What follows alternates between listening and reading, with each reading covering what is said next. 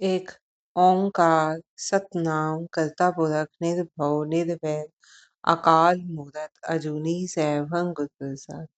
अंग 139वां। श्लोक महला पहला।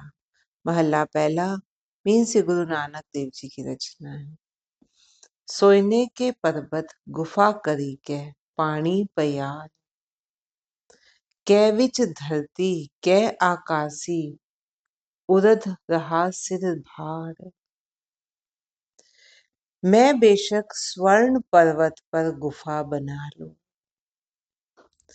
चाहे नीचे पानी में रहूं, धरती पर और चाहे आकाश पर शीर्ष आसन करके खड़ा रहूं।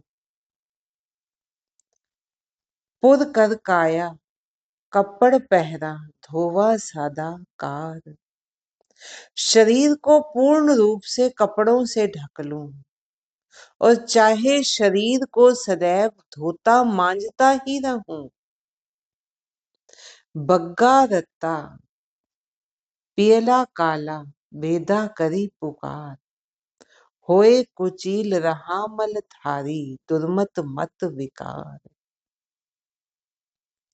मैं श्वेत लाल पीले या काले कपड़े पहनकर वेदों का उच्चारण करूं, चाहे मलिन बनकर गंदा बना रहूं, परंतु ना हो ना मैं ना हो होवा नानक सबद विचार।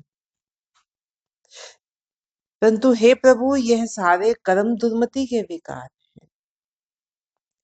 हे नानक, मैं तो यही चाहता हूं कि शब्द चिंतन के माध्यम से मेरा अहंकार विनष्ट हो जाए।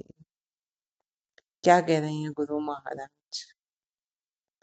जो हम अक्सर में देखते हैं, दुनिया में देखते हैं, जो भी कहता है ना कि मुझे परमात्मा को खोजना है, वो या जंगलों में चला जाएगा या पहाड़ों पर चला जाएगा, कठिन से कठिन तप करते हैं लोग।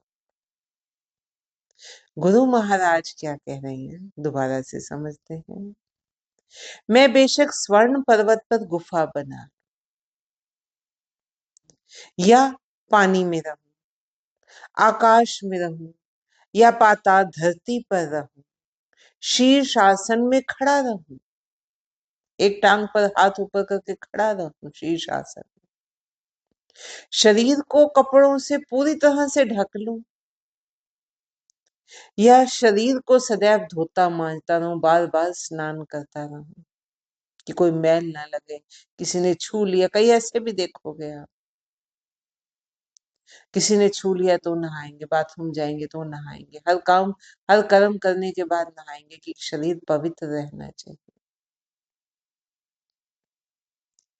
चाहे शरीर को सदैव धोता मांजता ही रहूं, मैं श्वेत लाल पीले कपड़े पहनकर, काले कपड़े पहनकर वेदों का उच्चारण करता रहूं, चाहे मलिन बनकर गंदा बना। ये सब दुर्मति के विकार हैं। क्यों? क्योंकि अगर मन में मैल है, अगर मन में विकार चल रहे हैं, मन में माया का प्रभाव है, माया प्रभावी है, डोमिनेंट है, तो ये सिर्फ कर्म कांड है, ये सिर्फ दिखावे का है। क्यों? आप 100 बार नहाओ, लेकिन अगर अंदर की मैल नहीं साफ हुई तो उस नहाने का कोई फायदा नहीं। आप गहरी से गहरी गुफा में चले जाओ, एकांत में चले जाओ, अगर मन से अहंकार, मन से मैं, मन से क्रोध नहीं गया तो बात नहीं बनी। और वहां जब कोई आसपास है ही नहीं तो आप किससे लड़ोगे, किससे अहंकार करोगे? पता तो तब चलेगा ना कि वो चीज हमारे अंदर से गई जब हम दुनिया में रहकर, गृहस्थी में रहकर, इसी माया के बीच रहकर हम अपने उनको काबू में करें, इंद्रियों को वश में करें। अगर वो नहीं कर पाते तो हम कहीं भी चले जाएं। आज हम अकेले हैं, कल कोई दूसरा साधु हमारे सामने आकर बस गया तो उसी के साथ भी कलेश हो जाएंगे, अहंकार हो जाएगा, फिर उस चीज का कोई फायदा नहीं। जब तक मन शुद्ध नहीं होता तब तक हम कितना कठिन से कठिन तप कर ले, अगर मन शुद्ध नहीं हुआ फिर तो वो एक योगा है, एक डिसिप्लिन है, फिर वो सब फिजूल की बात, व्यर्थ जाता है। हे नानक, मैं तो यही चाहता हूँ कि शब्द चिंतन के माध्यम से मेरा अहंकार विनष्ट हो जाए। लोग इतने कठिन तप करते हैं, लेकिन गुरु महाराज क्या कह रहे हैं कि मैं ये चाहता हूं कि शब्द चिंतन के, शब्द का बार बार चिंतन करके, गुरु के शब्दों का, गुरु के दिए नाम का, प्रभु के नाम का, गुरु के वचनों का बार बार चिंतन करके मैं अपना अहंकार विनष्ट कर सकूं। महला पहला।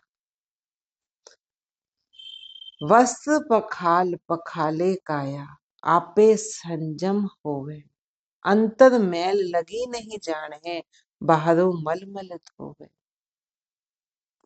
वस्त्रों को धोकर, काया को धोकर यदि कोई संयमी बन बैठता है कि मेरा में इतना संयम है, मैं कि सवेरे शाम कपड़े बदलता ही बदलता हूँ चाहे कुछ हो जाए, मैं संध्या टाइम आरती पूजा करता ही करता हूँ, स्नान करता ही करता हूँ, कोई अपने आप को कितना मर्जी संयमी बना बैठता है तो उसे अंतर मन की मैल का तो पता ही नहीं होता। वो सेवक केवल सिर्फ अपने आप को बार बार से धोता रहता है, वह केवल बाल से ही मल मल कर शरीर को, कपड़ों को धोता रहता है। अंधा भूल पया जम जाले, वस्त पराई अपनी कर जाने, हऊ में विच दुख खाले। ऐसा अंधा भटका हुआ व्यक्ति यम के जाल में पड़ा रहता है। क्यों? क्योंकि जहां ये न्याय होना है, जहां ये बैलेंस शीट तैयार होनी है हमारे कर्मों की, वहां फिर ये नहीं देखा जाएगा कि शरीर को कितनी बार धोया गया, कपड़ों को कितनी बार बना गया, तिलक लगाया कि नहीं लगाया, लाल रंग के कपड़े डाले, पीले रंग के कपड़े डाले, वहां कुछ नहीं दिखना। वन में रहे, पर्वत में रहे, आकाश में रहे, धरती पर रहे, पानी में रहे, कुछ नहीं देखना। वहां मन का भाव देखा जाएगा कि मन कितना शुद्ध हुआ। मन जितना शुद्ध ये लेकर गया था, इस जन्म में आया था, क्या उससे ज्यादा शुद्ध होकर आया है, या उससे ज्यादा मलिन होके आया है, या उतना ही शुद्ध है। फिर जो ऐसा अंधा भटका हुआ व्यक्ति है, अंधा क्यों? क्योंकि अज्ञानता है कि मन धोने से बात बनेगी, कपड़े धोने से बात नहीं बनेगी, तन धोने से बात नहीं बनेगी। ऐसा अंधा भटका हुआ व्यक्ति यम के जाल में पड़ा रहता है, बार बार जन्म लेगा, बार बार मृत्यु को प्राप्त करेगा। अंधा भूला पया जम जाले, वस्त पराई अपनी कर जाने, हऊ में विच दुख खाले। वह अहंकार में दुख पैदा करता रहता है, अपने अहंकार के कारण दुख पैदा करता है। अहंकार क्या है? मैं और मेरा, मुझे, हमें कोई कुछ कह कर तो देखो हमारा रिएक्शन क्या होता है, मुझे उसने कैसे कुछ कह दिया, मैंने ऐसा नहीं किया था, मेरा मकसद ये था ऐसे करने में। हम 100 सफाइयां देते हैं अगर हमसे कुछ गलत हो जाए, कोई हमें कह दे तुमने गलत किया है। क्यों? क्योंकि अहंकार। एक राह चलते को चोट लग गई और एक हमारे परिवार के सदस्य को चोट लग गई, जमीन आसमान का फर्क है। क्यों? क्योंकि समानता नहीं, क्योंकि वो भी अहंकार, मेरा, मेरा बच्चा है, हाय मेरे बच्चे को कुछ ना हो जाए। वह अहंकार में ही दुख पैदा करता रहता है। और क्योंकि वह शरीर रूपी पराई माल को अपना समझ बैठता है, मैं मेरा, इसी शरीर को पलोसते रहेंगे, प्यार करते रहेंगे, बूढ़ा भी नहीं होना चाहते। इसीलिए अहंकार, मैं मेरा, मेरे से बढ़कर कोई नहीं, मैं ही मैं हूं, मैं ना करूं तो ये कर्म ना हो, मैं ना होता तो उन लोगों का फैसला नहीं। ये आम जुमले हैं जो हम अक्सर यूज करते हैं अपने लिए। क्यों? क्योंकि यह शरीर रूपी पराये माल को अपना समझ बैठा है। ये नहीं समझता कि तो 4 दिन का खेला है, फिर नया शरीर मिलना है। वो कैसा मिलना है? वो जो इस शरीर में इस कपड़े को पहनकर जो कर्म किए जाएंगे उस हिसाब से मिलना है। नानक गुरमुख हऊ में टूटे ता हर हर नाम ध्यान। हे नानक, गुरुमुख बनकर जब ऐसे व्यक्ति का अहंकार दूर होता है तब वह प्रभु नाम का सुमिरन करता है। गुरुमुख बनकर, गुरु की ओर उन्मुख होकर, गुरु के शब्दों का चिंतन करके, मनन करके, उसे मन में बसाकर, जीवन में अपना कर व्यक्ति अहंकार दूर कर लेता है और तब वह प्रभु नाम का सुमिरन करता है और प्रभु नाम की ही आराधना करता हुआ अनंत सुख में टिका रहता है। नाम जपे नामु आराधे नामे सुख समावे। वो नाम का ही सुमिरन करता है, नाम की ही आराधना करता हुआ अनंत सुख में टिका रहता है। अनंत सुख क्यों? क्योंकि आत्मा को तो खुराक ही यही है, वो प्रभु नाम चाहती है, गुणों को चाहती है। क्यों? ताकि वो अपने परम आत्मा से मिल सके, परमात्मा से मिल सके, जिसका बिछड़ा हुआ वो अंश है। जब ऐसा हो जाता है तो व्यक्ति जीव, जीवात्मा या जो भी हम कहना चाहें, वो अनंत सुख को प्राप्त होती है। पौड़ी काया हंस संजोग मेल मिलाया, तिन्हे किया विजोग जिन उपाया। शरीर और जीवात्मा का संयोग कराकर परमात्मा ने मनुष्य को बना दिया है। शरीर और जीवात्मा, ये काया बनाई और उसमें फिर जीव आत्मा डाली जो कि परमात्मा का ही अंश है। उस रूप में परमात्मा कण कण में व्याप्त है।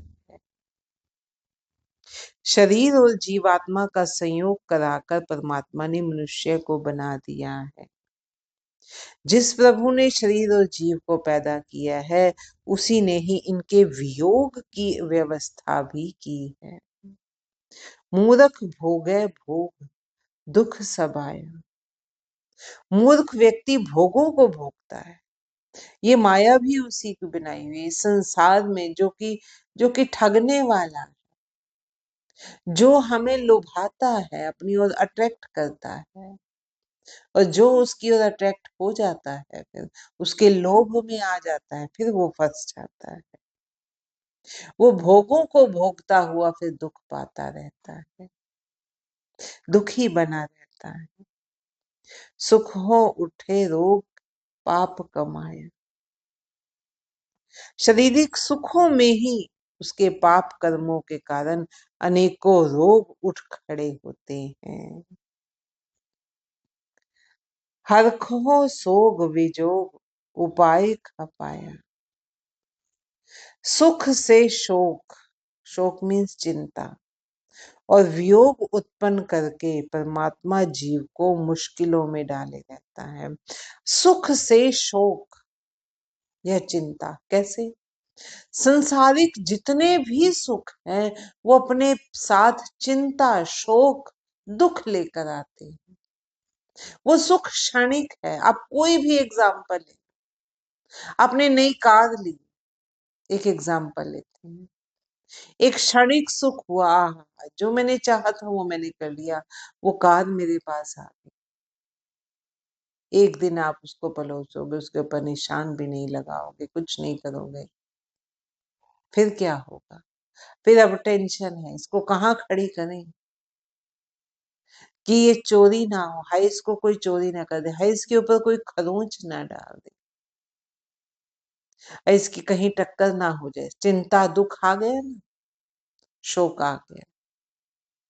तो हर सुख, संतान की उत्पत्ति हुई, संतान अपने साथ कितनी चिंता, कितने शोक लेकर आती, ऐसे कुछ ना हो जाए, ऐसे कुछ हो गया तो मेरा क्या बनेगा, मैं नहीं रह सकता इसके बिना, इतना मोह हो जाता है।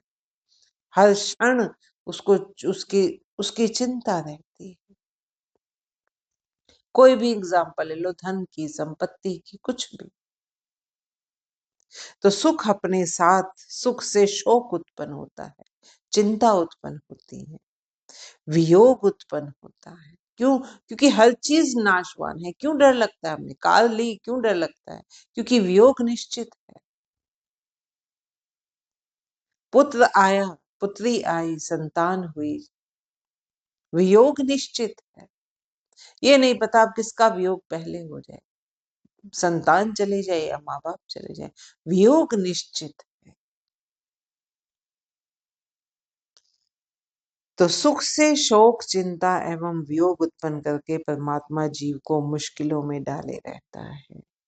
मूरख गणत गणाए झगड़ा पाया, सतगुरु हथ निबेड़ झगड़ चुकाया। मूर्ख व्यक्ति सुख दुख, खुशी चिंता की गिनती के झगड़े में ही पड़ा रहता है। सुख दुख में, संसारिक सुख दुख, खुशी चिंता की गिनती के झगड़े में पड़ा रहता है। जन्म मरण के झगड़ों को सुलझाने की शक्ति केवल सतगुरु परमात्मा के हाथ में ही है। जो जन्म मरण के झगड़े, बार बार जन्म बार बार मरण लेने के जो झगड़े, इस झगड़े को सुलझाने की शक्ति सिर्फ परमात्मा के पास है। करता करे सो होग, न चले चलाया। और वास्तव में जो प्रभु करता है वही होता है, तथा जीव की अपनी चतुराई नहीं चल पाती। सतगुरु हथ निबेड़ झगड़ चुकाया, करता करे सो होग, न चले चलाया।